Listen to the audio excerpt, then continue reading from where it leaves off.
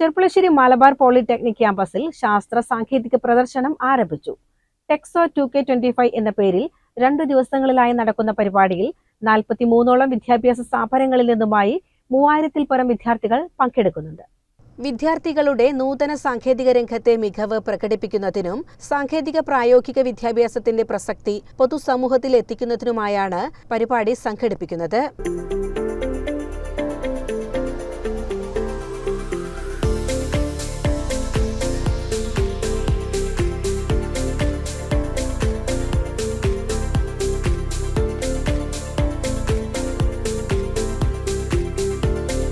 Shoranur metal industries chairman Lakshmi Narayanan പരിപാടിയുടെ ഉദ്ഘാടനം നിർവഹിച്ചു.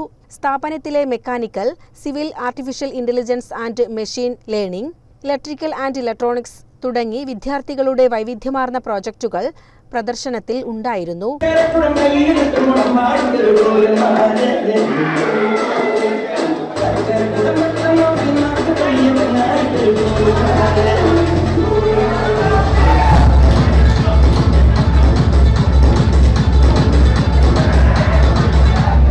കൂടാതെ NCC pavilion, illusion room, laser show, 3D show, robotics, horror house തുടങ്ങിയവ പ്രദർശനത്തിൽ ഇടം പിടിച്ചു.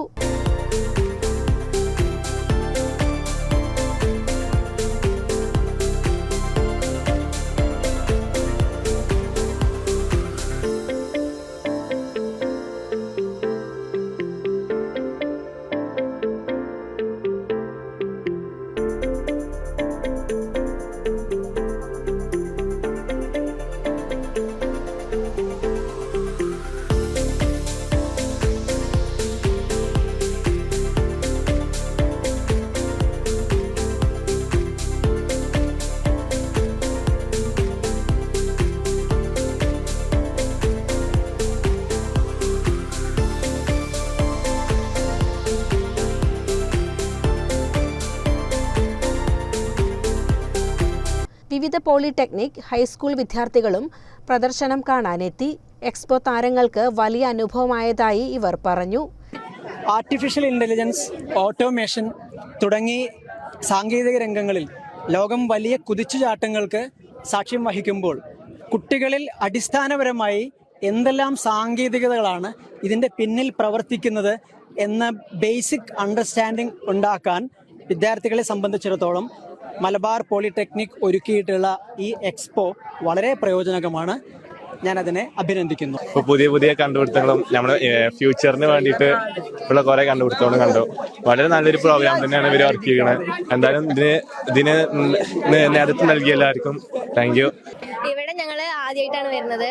അപ്പോൾ ഞങ്ങൾ കണ്ടിട്ടില്ലാത്ത കുറേ കാര്യങ്ങൾ ഇവിടുന്ന് കാണാനും പിന്നെ ഇപ്പോൾ ഒരുപാട് പ്രയോജനപ്പെടുന്ന കുറേ കാര്യങ്ങളൊക്കെ കണ്ടിട്ട് മനസ്സിലാക്കാനും പറ്റി. ഇപ്പോൾ ഞങ്ങളും ഇനി ഭാവിയിൽ ഇതേപോലെയുള്ള കാര്യങ്ങളൊക്കെ ചെയ്തിട്ട് ഇതാക്കാലോ. അപ്പോൾ കുറേ ഞങ്ങൾ PTM സ്കൂളിൽ നിന്നാണ് വരുന്നത്. പിന്നെന്താ, കുറേ കാണാത്ത കുറേ കാര്യങ്ങളൊക്കെ ഉണ്ടായിരുന്നു. ഹൊറർ ഹൗസ് ഒക്കെ ഉണ്ടായിരുന്നു. എല്ലാതും ഞങ്ങൾ എക്സ്പീരിയൻസ് ചെയ്ത് നല്ലത്. വിവിധ ഇൻഡസ്ട്രികളിൽ നിന്നുള്ള സാങ്കേതിക വിദഗ്ധരും പ്രദർശനം കാണാൻ എത്തിയിരുന്നു.